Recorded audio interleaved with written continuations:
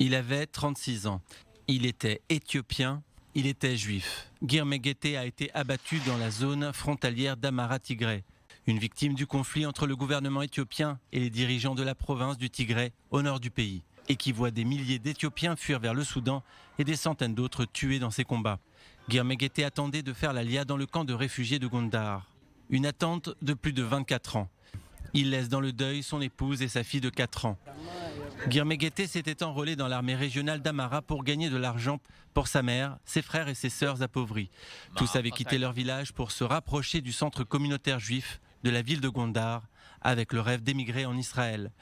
Gete avait pris congé de l'armée pour entreprendre des travaux agricoles saisonniers. L'armée lui confie alors une petite quantité d'armes et lui ordonne de défendre la zone frontalière contre les incursions du Tigré. Les Tigréens entrent alors dans la zone où travaille Gete. Ils abattent un grand nombre de soldats et de civils. Gete trouve la mort jeudi matin.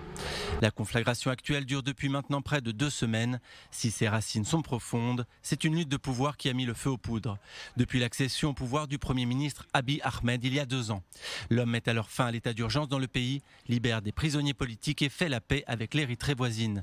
Il reçoit pour cela le prix Nobel de la paix. Partisan de la démocratie, il démantèle le parti qui dirige le pays depuis près de 30 ans. Une formation politique dominée par le Front de libération du peuple du Tigré, qui ne représente que 6% de la population éthiopienne et qui organise en septembre dernier ses propres élections parlementaires que le gouvernement national juge illégales. Le 4 novembre, les forces de sécurité tigréennes attaquent. Addis Abeba ordonne des frappes aériennes en représailles. C'est le début du conflit. Entre 8 000 et 9 000 juifs sont toujours coincés en Éthiopie, à Gondar et à Addis Abeba, malgré les promesses du gouvernement israélien de les rapatrier. Tout comme Gir Megete, qui ne rejoindra jamais sa grand-mère de 84 ans, déjà en Israël depuis de nombreuses années et qui vit seul à Kiryat Gat.